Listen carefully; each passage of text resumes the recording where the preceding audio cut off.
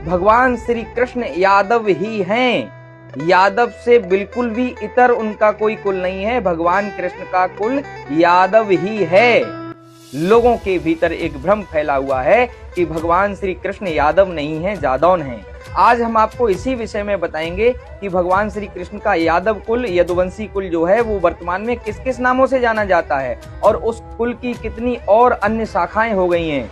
तो इस विषय में हम विस्तार से आपको बताने जा रहे हैं कि देखिए, भगवान श्री कृष्ण का जो यदुवंश यादव कुल था, ये जो इस कुल के जो महापुरुष थे वो थे राजा यदु, और यदु से ही यादव कुल चला है। इससे पहले उनको चंद्रवंशी क्षत्रिय कहा जाता था और इन महाराज यदु के वंश में ही भगवान श्री कृष्ण का प्रादुर्भाव हुआ, उनका प्राकट्य हुआ और आगे चल के इन्हीं भगवान श्री कृष्ण के इस यादव वंश को जादव या यदुकुल कहने लगे और इस यदुकुल को अप्रभंश होते होते फिर बाद में जादौन कहने लगे। और इस जादौन की वृक्ष शाखा जो है, इन शाखाओं में जडेजा, भाटी, रावल, छौकर, सरवैया, रायजादा, सूरसैनी और चुडासमा आदि जो कुल आते हैं, ये पूरे के पूरे यादव वंश में ही, उस जादौन वंश में ही, उस क्षत्रिय कुल में ही आते हैं। लोगों के भीतर एक भ्रम फैला हुआ है कि यादव कुल अलग है, यदुवंशी अलग है, जादौन अलग है।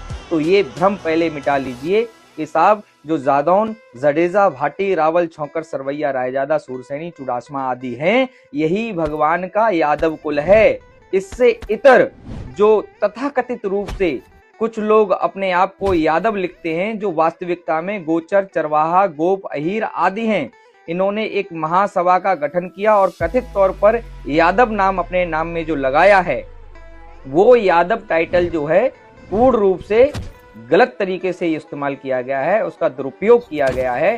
क्योंकि भगवान श्री कृष्ण का जो यदुकुल है, इसके विषय में जो इंद्रेश उपाध्याय कथावाचक जी ने जो कहा है, वो भी उन्होंने अज्ञानतावश पूर्ण रूप से तथ्यात्मक तरीके से और साक्ष्यों के अनुसार पूर्ण रूप से नहीं कहा। क्योंकि पहला तो उन्होंने सबसे पहले यही कह दिया कि यदुवंश और यादव कुल अलग अलग हैं। ऐसा नहीं है। यदुवंश, यादव कुल, जादौन कुल एक ही है। ठीक है, अहीर, ग्वाला, गड़रिया ये अलग हैं। इनका यदुवंश से कोई नाता नहीं है वैसा जो रक्त का संबंध होता है।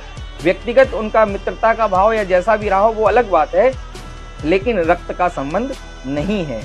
दूसरी बात आती है कि उन्होंने, इंद्रेश उपाध्याय जी ने कह दिया कि यदुवंश का समूल विनाश हो गया, जो मूल रूप से उन्होंने गलत तरीके से जो है अनर्गल रूप से इसको व्याख्यात कर दिया।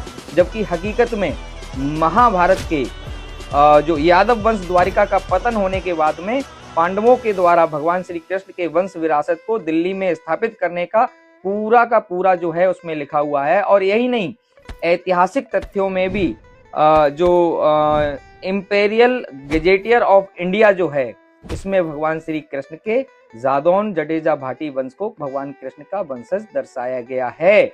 और यही नहीं, भगवान श्री कृष्ण को विष्णु पुराण में भी श्री कृष्ण भगवान को क्षत्रिय कुलावंतस कहा गया है। और कितने सारे ऐसे ऐतिहासिक तथ्य हैं जो भगवान श्री कृष्ण के यदुकुल, जादौन वंश परंपरा को उदाहरित और परिभाषित करते आए हैं। लेकिन फिर भी किसी को भी अगर शक है कि भगवान श्री कृष्ण का यादव कुल और जादौन कुल अलग है, तो जाएं वो भगवान कृष्ण के जो वंशजों के जो रियासतें हैं वहां देख करके आएं। करौली जाएं, जामनगर जाएं, नवानगर, जैसलमेर, आवागढ़, मैसूर, गवाना, लभुआ आदि ये राज्य भगवान श्री कृष्ण के वंशजों के द्वारा स्थापित हैं। और ऐसा ही नहीं, इनका ऐतिहासिक प्रमाण भी है और पौराणिक प्रमाण भी है। फिर भी अगर जो तथाकथित यादव महासभा है वो जो इंद्रेश जी को चैलेंज कर रही है, उनसे मैं कहना चाहूँगा कि एक सार्वजनिक मंच का आयोजन करें और बैठें वहाँ पर पे।